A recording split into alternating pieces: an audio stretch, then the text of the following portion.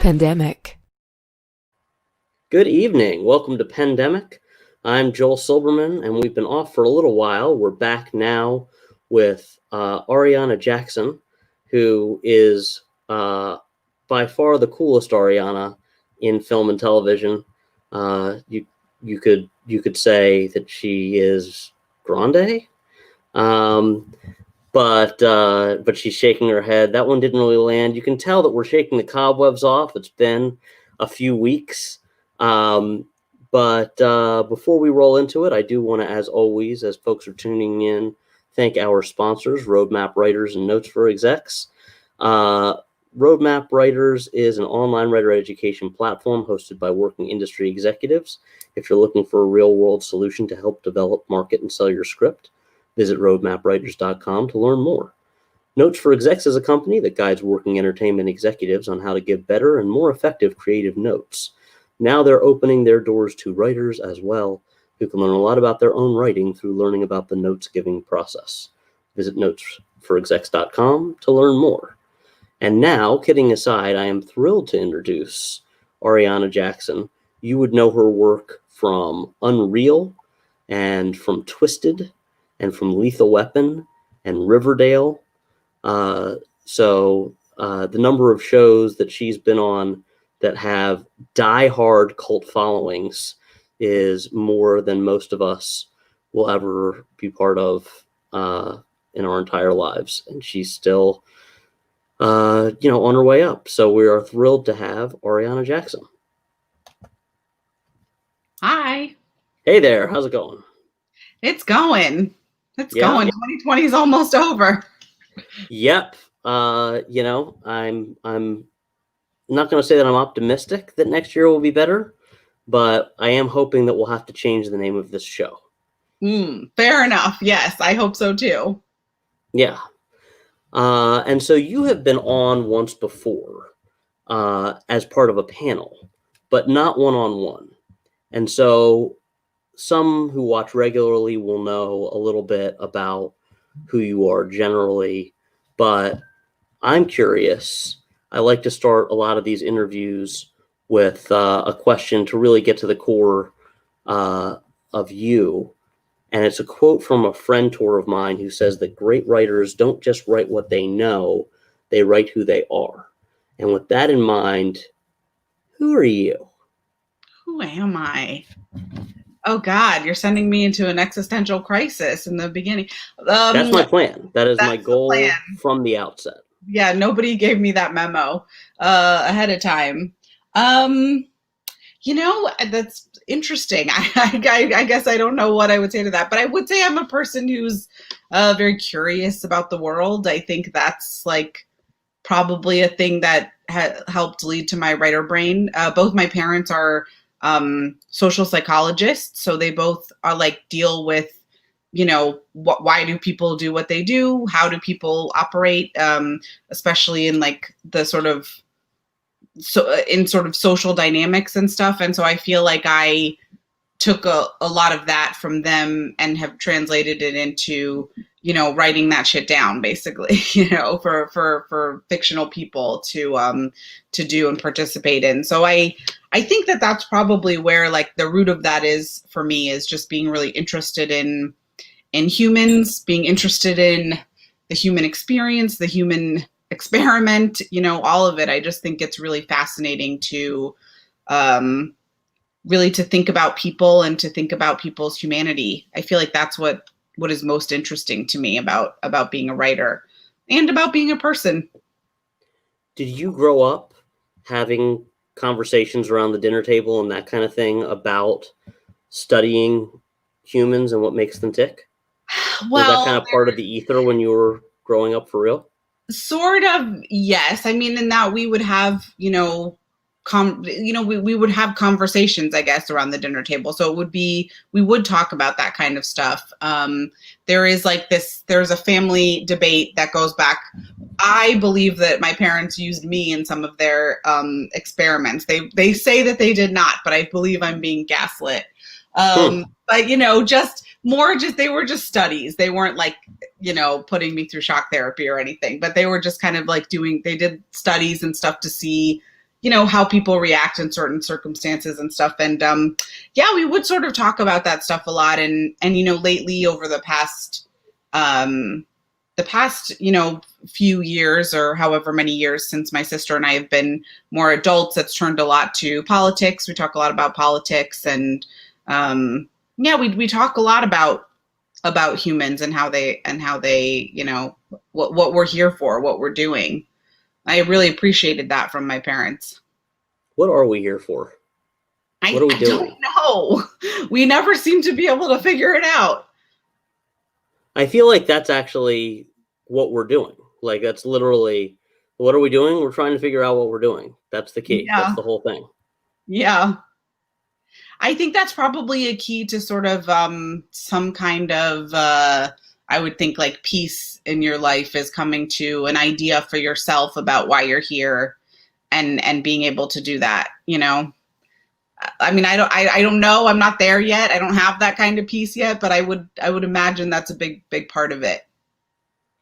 Yeah, it's interesting. I found that, like, as I was learning more and more about writing characters, one of the key questions that, in one way or another, I found it was really useful to ask for them is, if they're an upbeat character, like, what do they think their purpose is on this earth?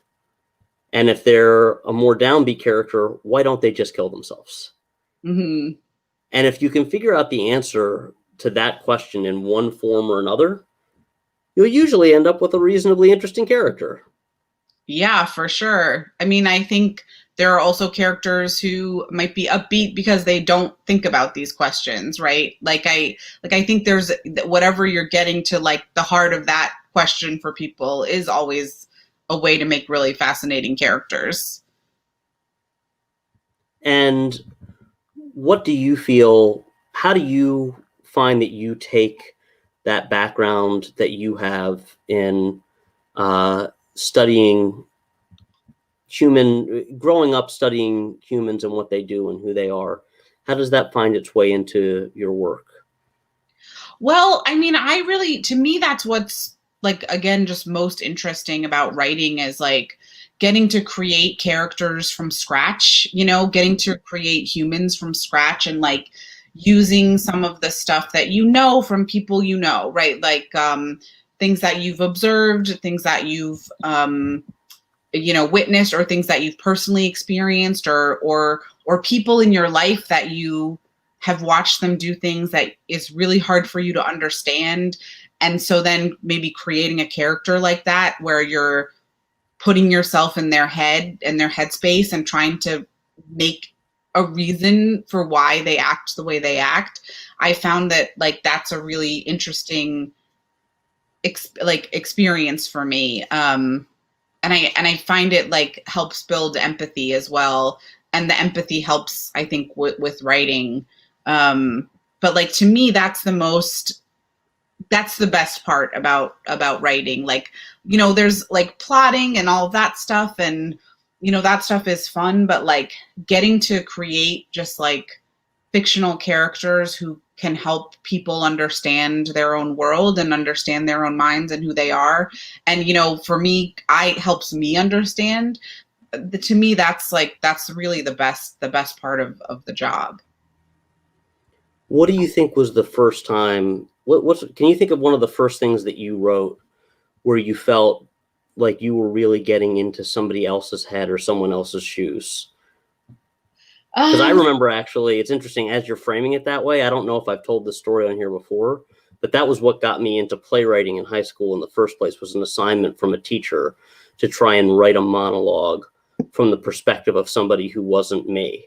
And then I did, and I loved it. And then that turned into a play, and that was my first play, and that set me on the path that I'm on now, was literally that exercise. So I'm wondering what was, and I can say later after you what that monologue was about, but I'm curious what was the first time that you felt like you tapped the vein of somebody outside your own experience.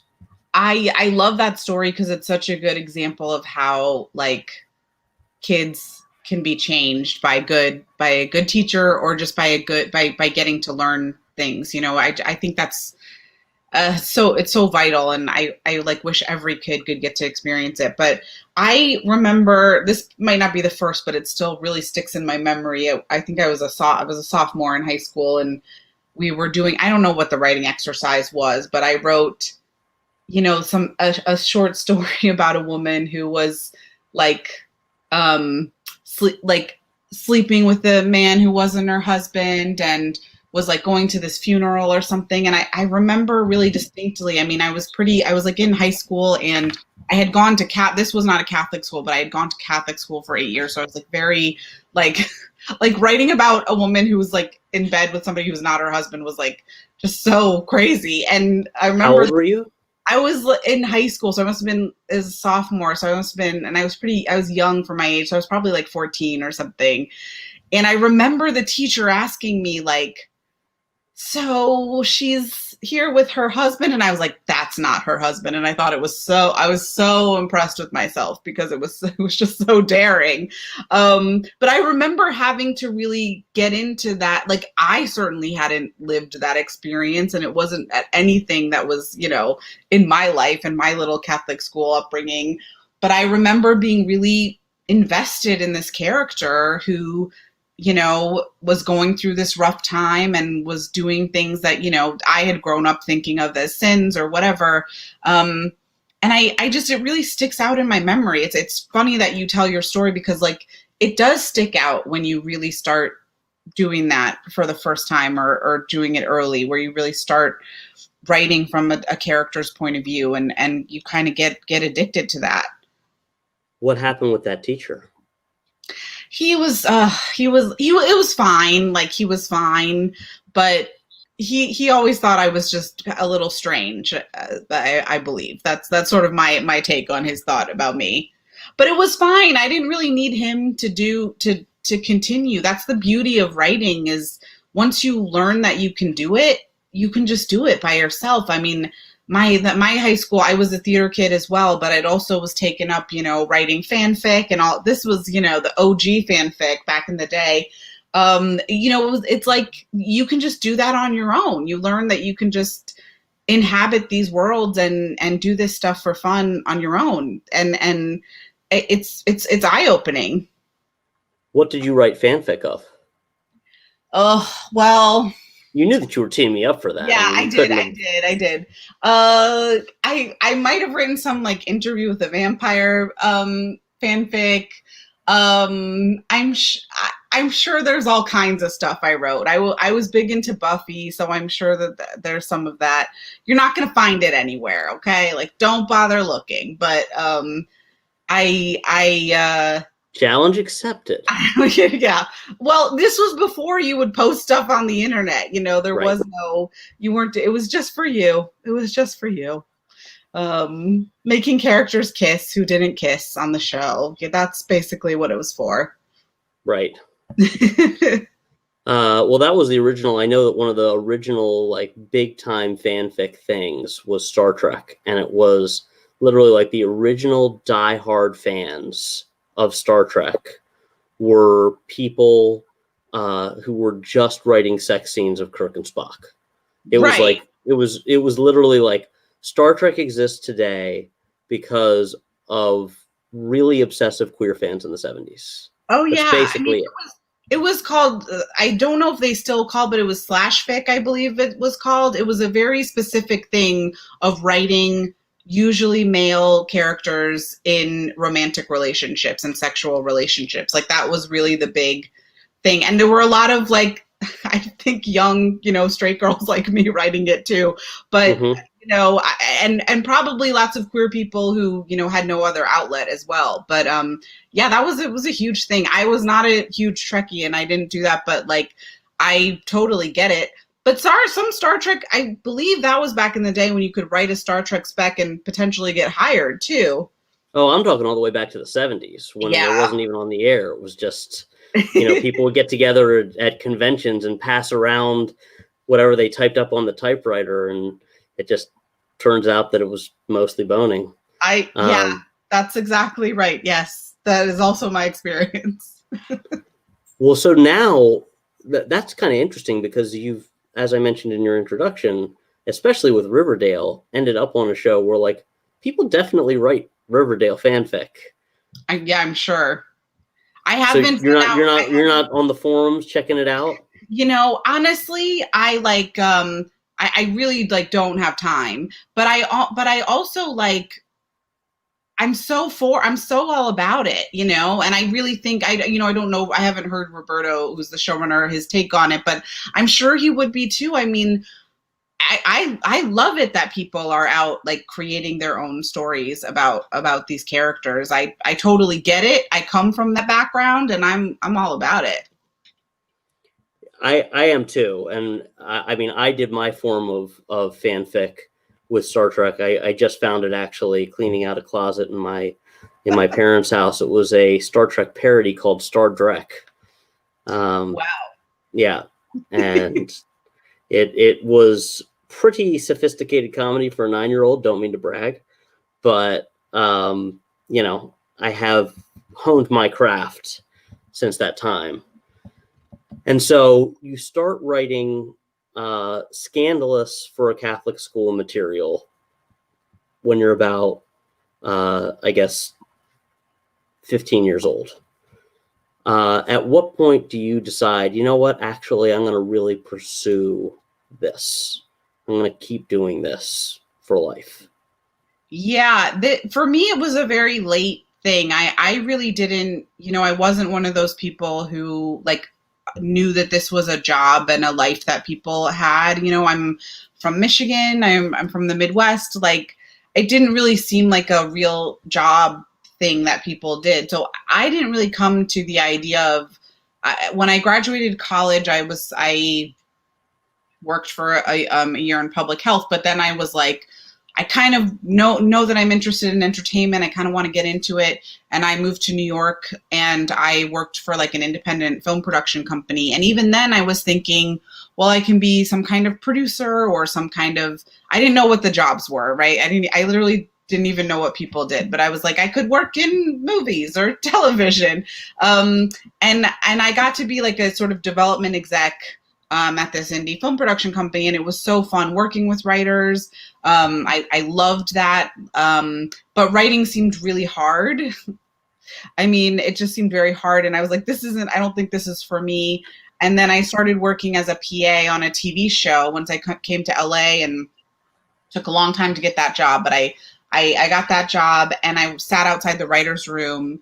And I just was like, oh, this is what I want to do with my life. This is amazing. I didn't know I really didn't know that people did that. And I just thought it was great. And so I had sort of like been writing specs a little bit, just because I was like, well, I'm working with writers. I should sort of like write myself to sort of see what it's like and see. And I was in a writer's group. And then I really sort of buckled down to write specs and to try to, and I kept working as an assistant on TV shows and finally got to write. But I didn't really know that people did this for a living until I saw it in person. So it took me a long time to come to it.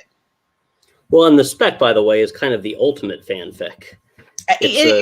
It was, yes, it was like coming home. It was so familiar. I think my first spec was like an office spec, and it was just like, oh, this is so fun. I know these characters, and I get to write this fun dialogue of these characters. Great. I think I did a Mad Men after that. Like, it was so fun. So yeah, and it was like being back in those fanfic days. Yeah.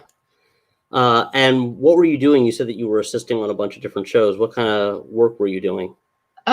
So I was I started as a writer's PA, and then I was a script coordinator, on a few shows, and I was a showrunner's assistant. And it was when I was a showrunner's assistant that my boss let me co-write an episode with him. That was my first, writing credit on television. And then when he went to his next show, he staffed me on his show, and that was my first job. So I feel like I've been sort of support staff in most capacities in a writer's room. I haven't officially been a writer's assistant, but I've certainly filled in and done the job. But yeah, I loved being an assistant. I mean, it's hard. It can be really long hours and hard work, and you're getting a lot of coffee and lunch and stuff. But I loved just working on TV shows. I thought it was so fun. I really thought I was learning so much. I feel like I've had really great bosses that I've learned a lot from, who have been really, interesting. And my first boss let me, sit in on everything with him. I could sit in on post and sit, as long as I did not talk, I was allowed to sit in on everything. And that was like a great learning experience. And I think a lot of people don't like mentor that way anymore. But I feel really lucky that I got that experience. Well, it sounds, because you have only nice things it seems to say about the person. Who was the person that did that? Who gave you that chance to kind of hang out and learn, and then give you your first script and then staff you? Yeah, this was Chuck Pratt, who created The Lying Game. That was the show I was his assistant on, and that he let me co-write a script with him on. And then he went to showrun the show Twisted, and that was the show that I first got staffed on. Oh, wow. Okay. Yeah. That's, I knew you'd been on that show. I hadn't put that together because Adam, who created it, was one of our early guests here. Yeah, I love Adam. He's so great. It was great getting to work with him. But yeah, that was it was a great first staff job experience. What's it like coming in on a show like that, where it's your first staff job? And I know Adam was very green, that he had just created a show for the first time, kind of won the lottery a little bit in terms of getting it to air. And as Tasha's asking here, was it nerve-wracking, or how were your nerves in making the leap? My nerves were insane. I mean, listen, something you should know about me. I am a very nervous person. I fit right in a writer's room. We're all full of like agita and angst and so, but I was terrified. I mean, I was terrified, and I felt very lucky that I wasn't coming in cold about like not knowing anything about how a TV room worked. And I actually still feel very grateful for that experience all the time. Like, having been a showrunner's assistant, I actually know what the job of showrunner is. Whereas I feel like sometimes when people come into a show as a staff writer and they've never done it, you don't even really know that stuff. So I felt very lucky about that. But I was terrified. I was terrified. It was scary because all of a sudden, the thing that like was sort of a side thing that I had been hoping to get while I was spending 100% of the time, doing all of the assistant work and being very good at that. All of a sudden it was like, you're not supposed to do any of that. You're supposed to 100% do this other thing. And actually, do you have the chops to do it? I was very nervous and very, very terrified. And I still have been every time I start a new job. Sorry to tell people. And for those who may not know, she's a co-EP. Yeah. She's second from the top in terms of the hierarchy generally. Yes, I always tell people this last job on Riverdale is sort of the first job where I felt like, oh, like when this ends, I'll probably work again, because it's such a crazy business that every single job I have been terrified when it's over that I'm never going to work again. It's a very stressful job. Like, it's very fun, but it's a stressful, kind of work environment. And you really do have to get used to, going and working with a whole new group of people. And then potentially, not being out of a job after however many months, because shows get canceled all the time and they don't make it. So it's a really, that aspect of this work, I actually didn't know if I was cut out for that. I remember when I was a PA and the first time a show of mine got canceled, and I was like, oh my gosh, we're all unemployed. Does everybody realize like we're all unemployed? And everyone was like, yeah, no, this is what happens. And I was like, oh my God, we're all fired. Like, it was so stressful. I just really didn't think that I could do this. And then I have gotten used to it now. And now I like going to new shows and having new writing experiences and stuff, but it takes a while. It takes a while to get used to. Yeah. And it's fascinating to me because it's so hard to explain to people who aren't in the industry that there simply is no such thing as a stable job in Hollywood. Not really. Like, maybe if you are maybe if you're working on a show that goes 20 seasons, you're on a Law and Order, and you have no, but even then, those folks turn over, and new administrations come in, and there's just no, like, I have friends who, off the top of my head, a friend of mine who is a nurse and her husband is a professor, and they know, like, they can predict with total certainty, like, what their budget will be over time. Yeah. In perpetuity. Like, they just know. It's like, it's going to be, this is how much we're going to make per year, and then, might get a little raise here, whereas we have no idea. And it's so bizarre. And, visiting my folks and talking with my folks, like, they ask, when are things going to be more stable? When are things going to be just, and I'm like, never. Yeah. Even the people I know who are showrunners, you make enough money at a certain point that you can put some aside and have a cushion. Yeah. Usually, hopefully. Yeah. But I have another friend who went to the same high school as Adam and I did. And his father worked in the government, was a lifetime government worker, and would be appointed to different jobs depending on what the administration was. And said when he recognized the similarity of Hollywood to the political world, he said, just whatever you do, make sure your financial obligations are for the worst case scenario and not for the best case scenario, because you could have that really big paying job right now and then not work for 2 or 3 years. Yeah, it's really or marry somebody with a really good, stable paying job. Yes, I know. My husband is also a writer, and I'm sure, like, we're both kind of like, well, can't you just get a stable, normal job? It's like, it's tough. And yeah, we are very, like, conservative with our plan. We really like to have a lot in reserve, because when I was an assistant, it's still unstable, but you're not really able to, like, bridge that. And now I'm making enough money that, like, I don't have to worry as much. I can enjoy a break and not be so worried about money. But, when I was an assistant or a staff writer, you're terrified that you're going to run out of money, because we can't really put a lot away.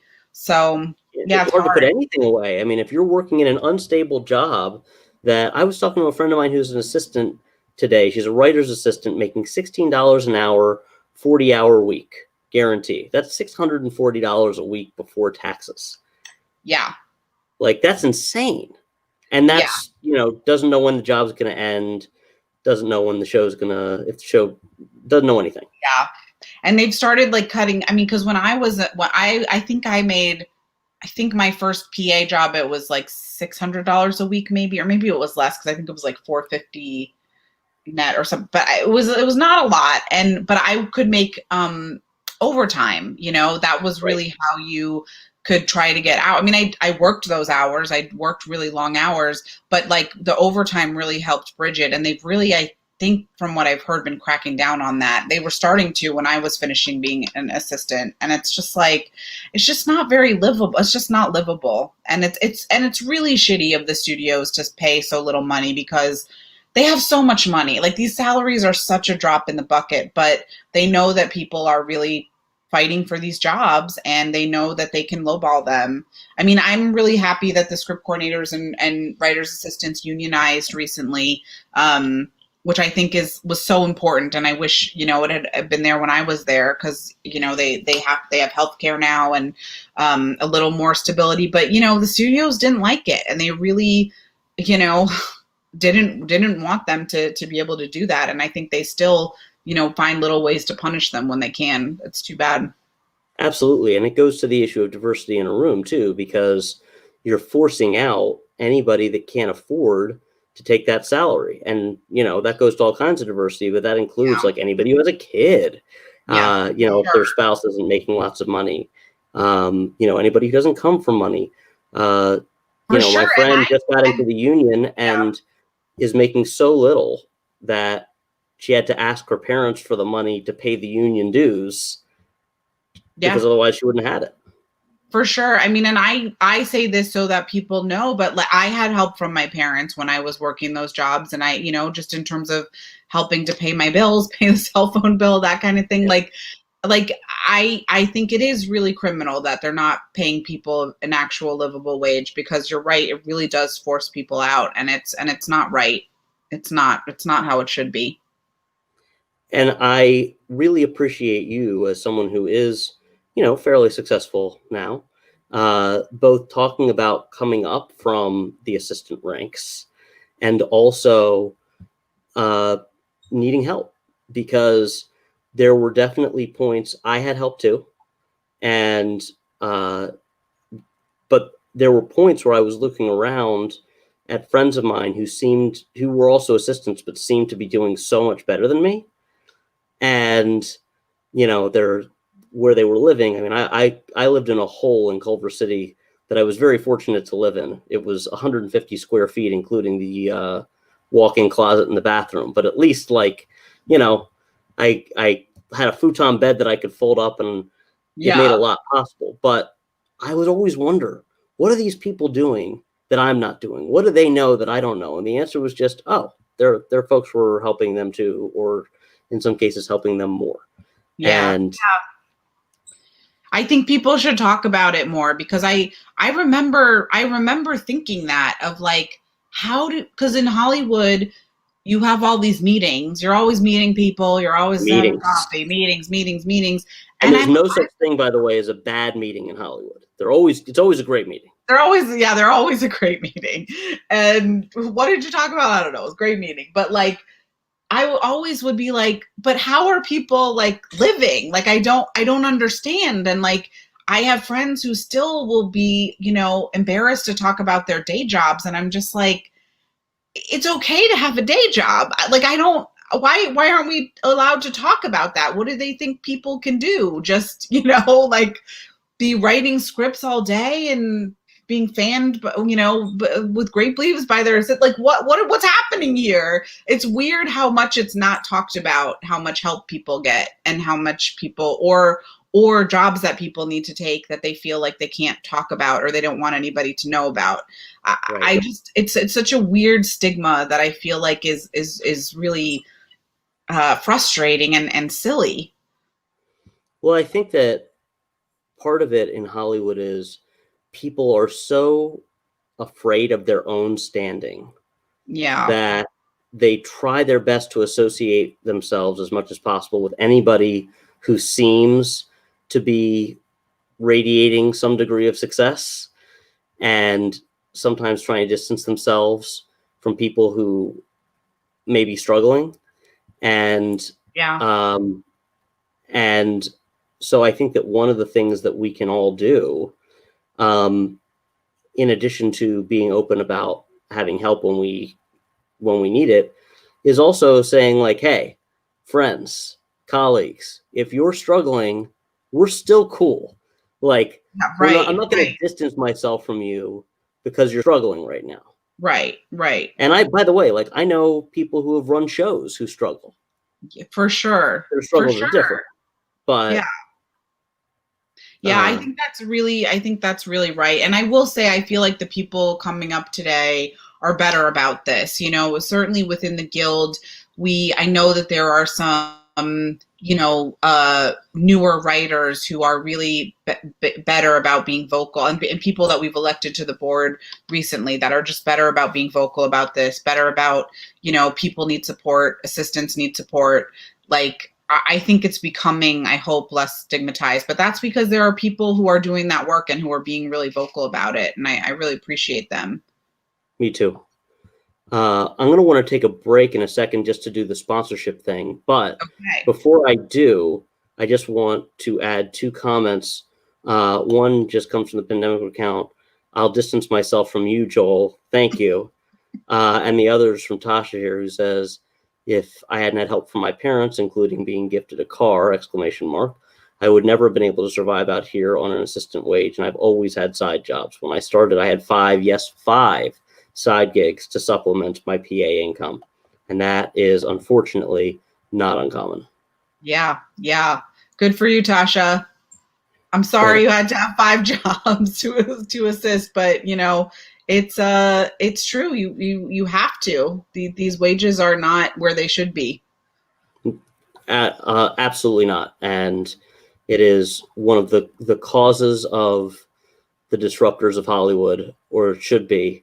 If you believe in inclusion and equity and those kinds of things, that means paying all the entry positions more. Yeah, for sure.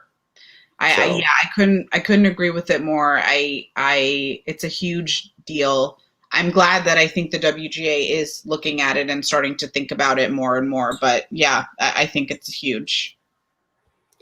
Well, I want to pause there. We have a question from the audience about working remotely on Riverdale and working remotely in general during COVID. So we'll get to that when I come back, but I'm going to just do a quick paying of the bills, as it were, with a word from our sponsor. I support it. So tonight's episode of PENdemic is brought to you by Roadmap Writers and Notes for Execs. Roadmap is a screenwriting education platform for writers who are looking for a guided path to success. Programs are hosted by online working industry executives and designed to empower writers with actionable tools to elevate their craft and cultivate industry relationships.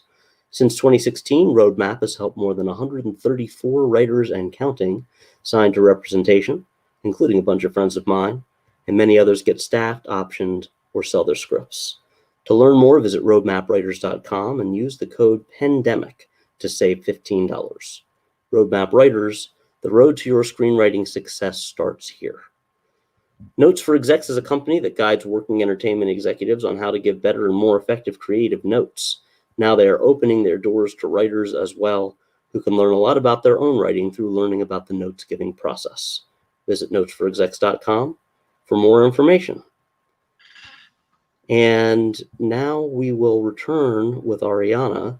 And I want to ask a question from Wendy Jones, one of our regular viewers, who says, are you working remotely on Riverdale? I heard there is lots more work for writers and actors in Vancouver because of COVID, also in production. Is it true, do you think?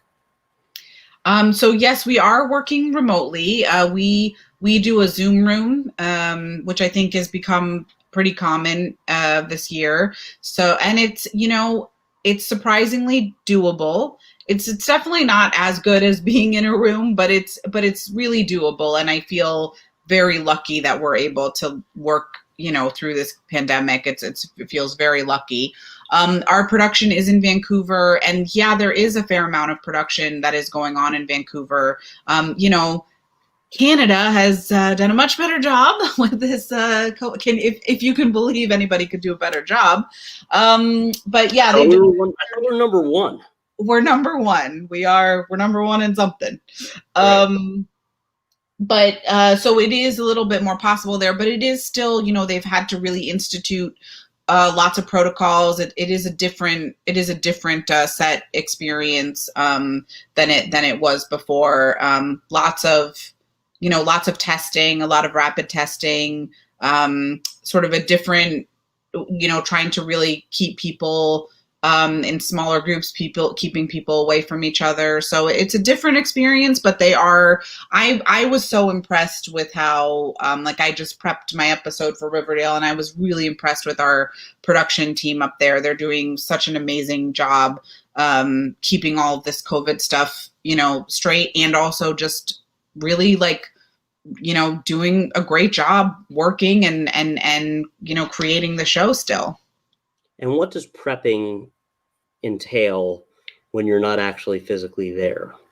So yeah, so usually I usually do prep remotely because I've usually worked on shows that are not that don't shoot here, but it And involves a fly lot you of. up, because I know a number of folks who've worked on shows and they fly them up to Vancouver or Toronto or wherever. Yeah, I haven't usually gone up for prep. I would go up for production for a lot of shows, but not for prep itself because that's just starts to be a really long time that all the writers are gone. So usually on the shows I've worked on, we've been on set for production, but prep has sort of been done remotely, often by phone, and now it's Zoom.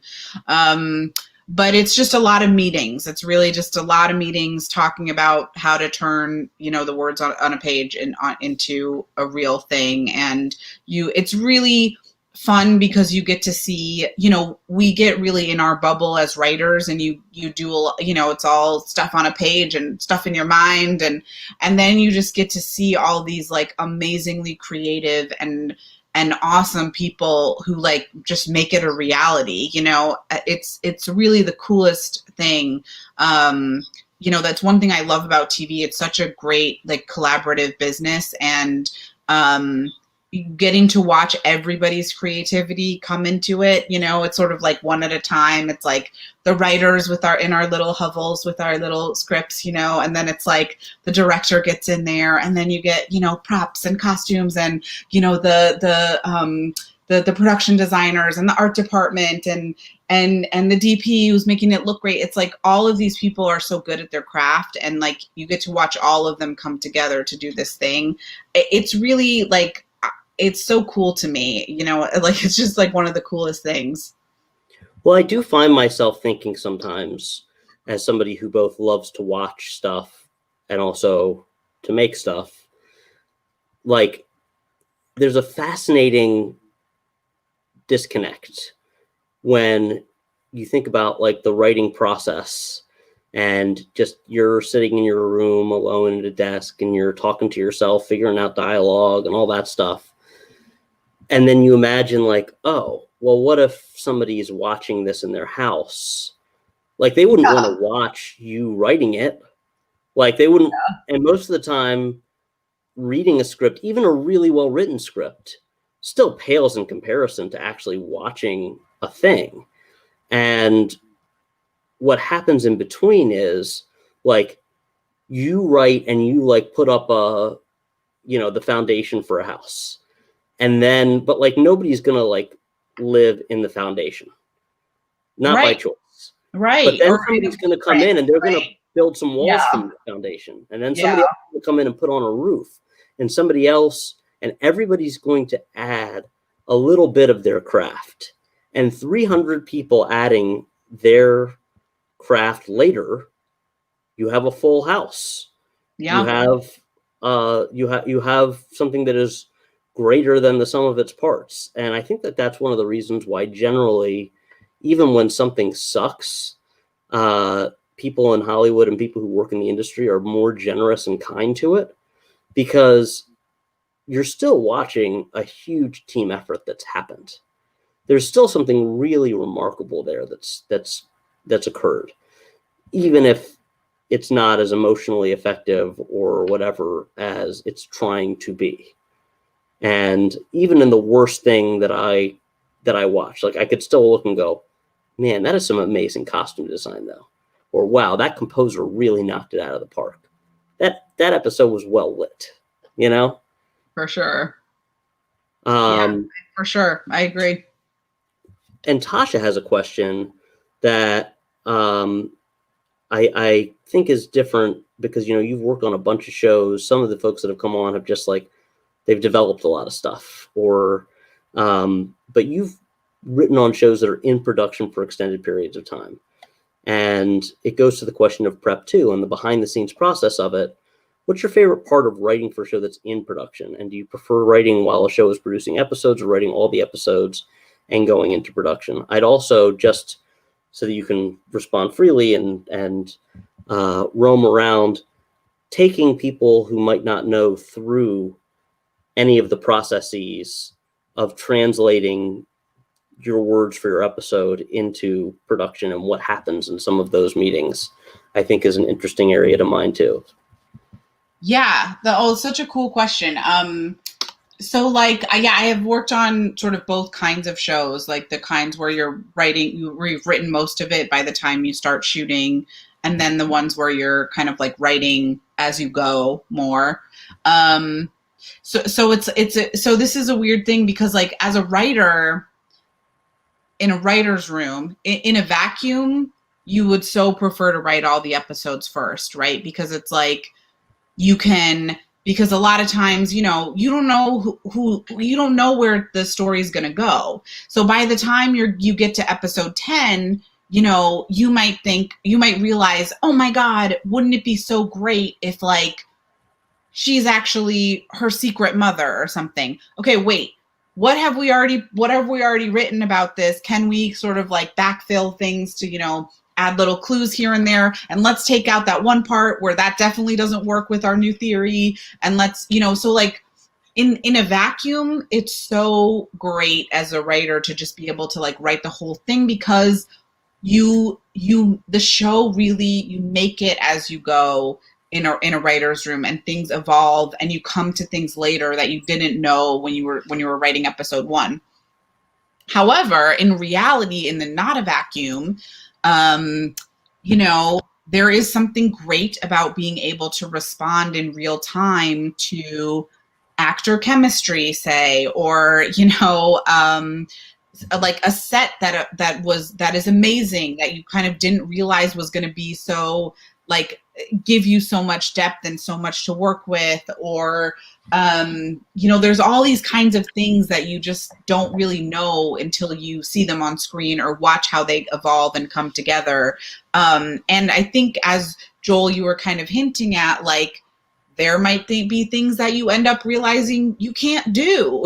Production just says, oh, we're not going to be able to, shoot in a stadium or whatever it is. And so this whole thing that you've built towards, all of a sudden you have to scramble and change it, right? It's like, but no, we built 10 episodes that are all building to the stadium shot. And it's like, well, we don't have a stadium. You can do it in like a kid's soccer field. And it's like, no, we got to recreate the whole thing. And so I think that, like, in that way, being able to like know those things as you go and have those things come up, each episode, and be able to, because that's what happens during prep. Like, yeah, there'll be a location you can't get, or an actor you thought you could get that you can't get, or something like that. Like, you don't have to sort of like throw out your whole, 10 episode thing that you wrote because you're having to scramble for something else. So it's kind of a mixed bag, I would say. It's like, as a writer, I love the purity of being able to like write a full thing and know that you've made this beautiful baby, that like everything ties together and everything is perfectly, formed. But it's not going to work that way for the most part in production. So it's, in that way, it's kind of helpful. But also, when you're in production, you're really like riding up against the moving train, as they talk about it a lot, like a train that's just going. So like, that can be very stressful if, another part of prep and your script process is getting notes. You're getting notes from the studio, you're getting notes from the network, you're getting notes from the actors, you're getting notes from the directors. So that all that stuff can put you really behind, and you have to have scripts by a certain day. You have to have scripts for them to prep. You have to have scripts for them to shoot. So that can be very stressful if you're writing, while the show is in production. It can be really, really stressful as well. Totally agree. And I think that in general, from what I've observed, a lot of times the things that work best are when there's a broad plan for what a season's going to look like. And it's like, yeah, so these are some big beats that we're really planning to hit, and we're pretty sure we're going to end up here. But that you're able, on the one hand, when you're just writing in a vacuum, you're right. Like, a lot of that's just going to get blown to hell by production. If you're in production already, or there's some production presence at the very least, then you can be kind of improvising off of each other and vibing off of each other. Yeah. And I think, like, I always think of the story of the, I don't remember, I think season 2 finale of Grey's Anatomy. It was when that show was really in the zeitgeist. And there was that big finale episode where they had a prom at the hospital, and it, like, people remember it who were fans of the show and whatever. And it was born of necessity. It was not meant that prom was going to happen at the hospital. It was because they were so behind that they couldn't get a location. Yeah, and that's something you sometimes just need to use your sets. Like the production's like, you got to use your sets. Yeah, and exactly. Like, when you really think about it, like, why are they holding prom in the wing of the hospital? But then they were like, well, actually, literally, it was, they were planning to do it, and it was written to be done in some place where you would usually hold a prom, a hotel ballroom or something.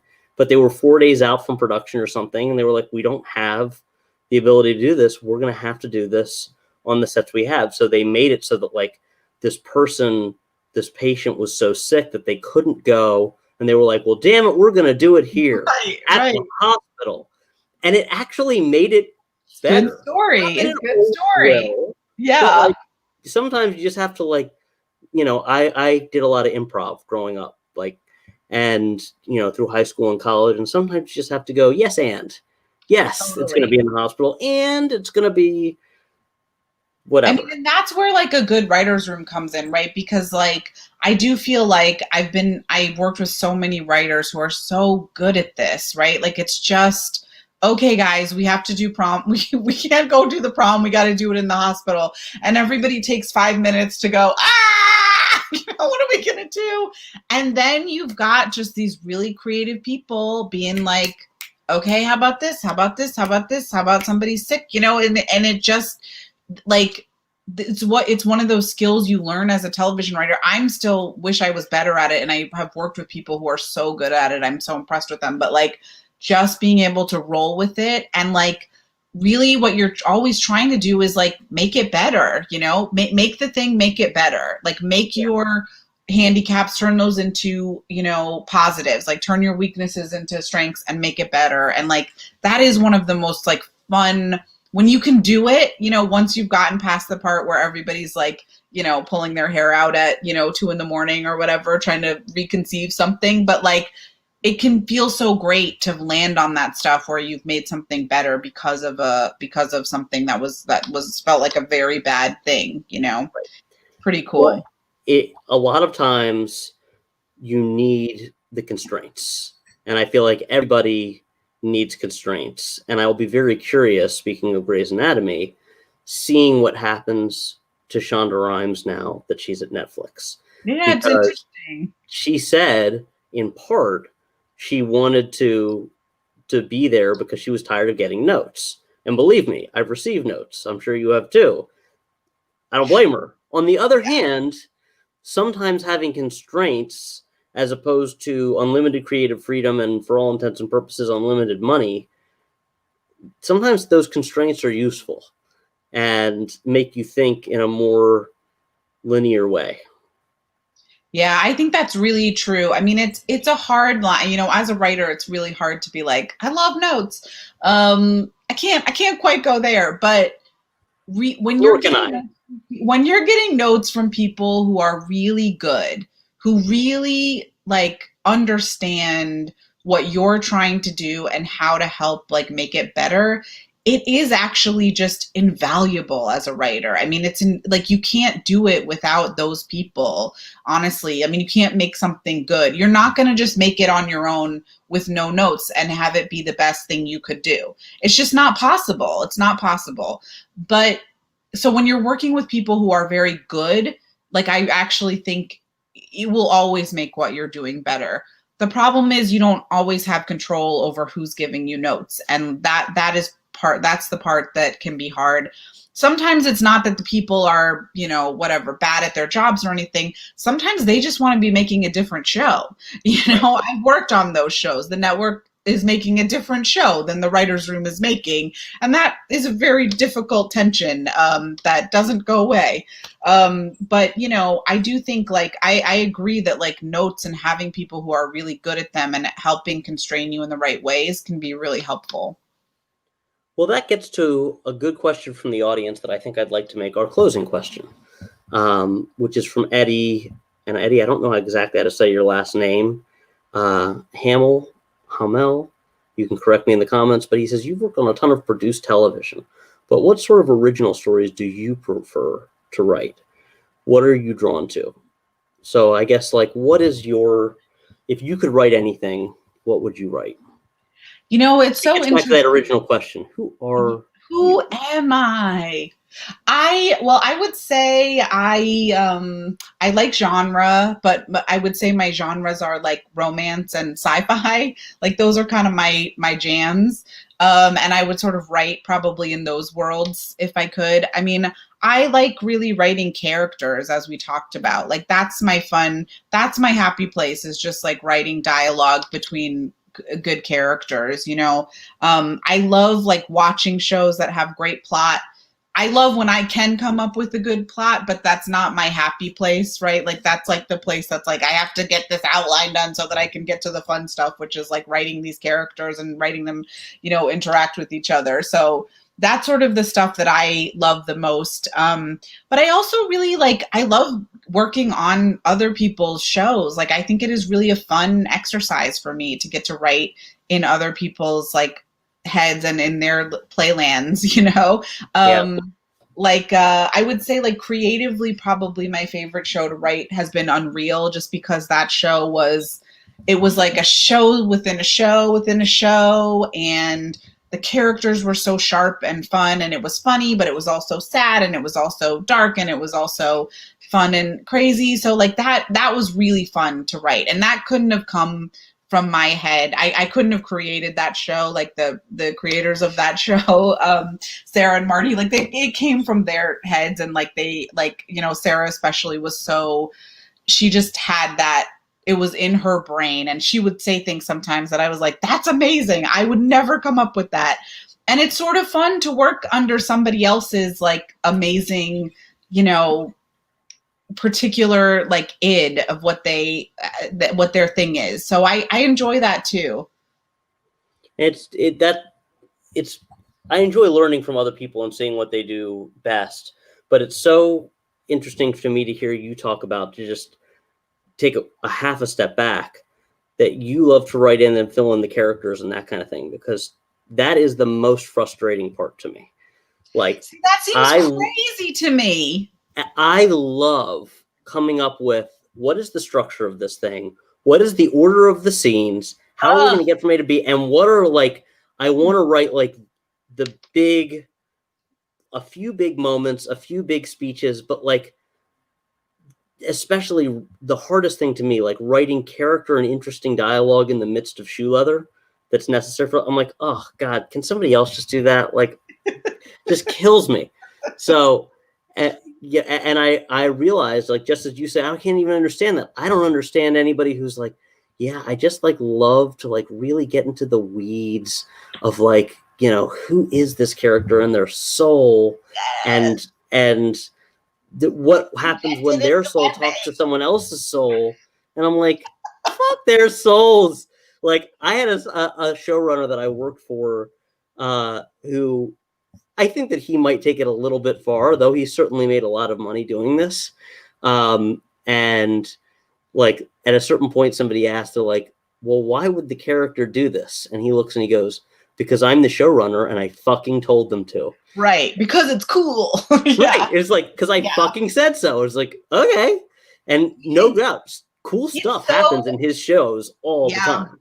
And I've worked for people like that, and it is, and I think those shows can work and they can be really good. I watch shows like that, and I'm totally, but it is hard because I come from such a different place as a writer, because if I can't explain why a character is doing something, then I wouldn't have them do it, even if it's really fucking cool, you know? But like, I definitely have worked on those shows where it's just like, cause it's cool, like just backfill why they're doing it. And I'm like, but you can't do it unless they, and sometimes, you know, the stuff that I come up with, it's like, what would they do? Well, I think they would have a conversation and probably come to an understanding. And, you know, I had bosses who are like, well, that's not interesting. And I'm like, well, yeah, that's true. You know, it's a delicate balance. But what would they do? I think that he would quietly just internalize his rage. and sublimate it. Yeah, he might cry for a few minutes and then probably just go to work. It's like, well, that's just not that interesting. Exactly. Moving the plot forward. Well, that is fascinating. I want at some point to work on a show with you so that like I can just figure out like this. Here's the order of the scenes. Write all my outlines. Yeah, I'd love to. Absolutely. I write an outline and then you can, make it seem, because to me, as long as the characters don't seem stupid, then, and unless that's like their thing, but like as long as they don't seem stupid, like, okay, cool. I did. I don't want to put a timestamp exactly on the show when we drop it as a podcast. But I did just see a show where they took because the author said so a little too far. And I'm like, so what you're saying is ultimately all of the characters are really stupid. Yes, I have watched those shows too. And that is rough because you're just moving plot and the characters make no sense. And I hate when you can see that on screen. That's so frustrating. Yeah. Yeah. But okay, cool. Well, so we'll have to hit up our team. Yeah, exactly. We'll hit up our mutual friends and I'll be like, listen, Ariana's upper level, I'm lower level. We can work together on a show. And she can make it have character and I'll just make sure that it keeps, that it moves, cool. That things happen in it. Yeah, that makes sense. We'll do that. Cool.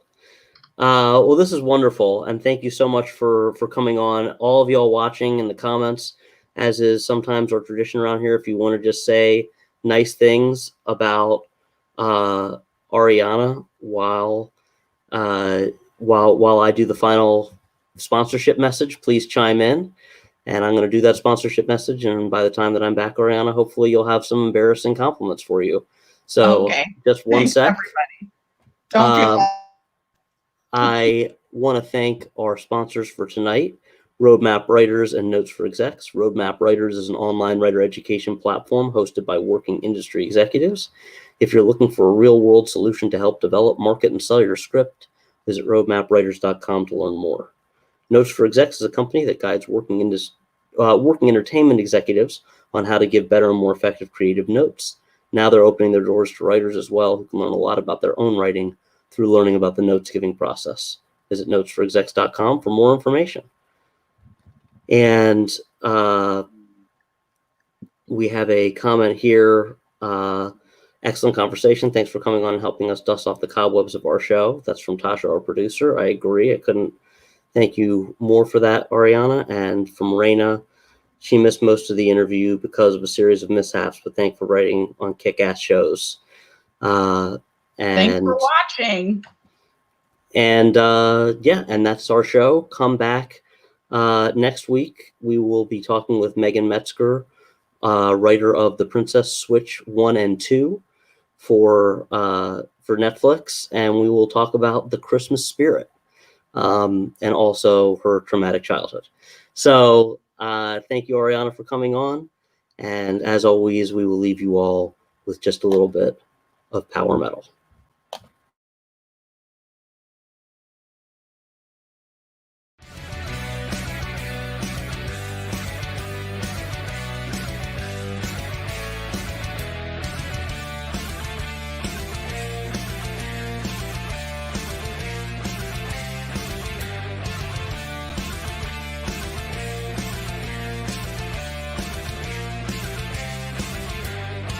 PENdemic.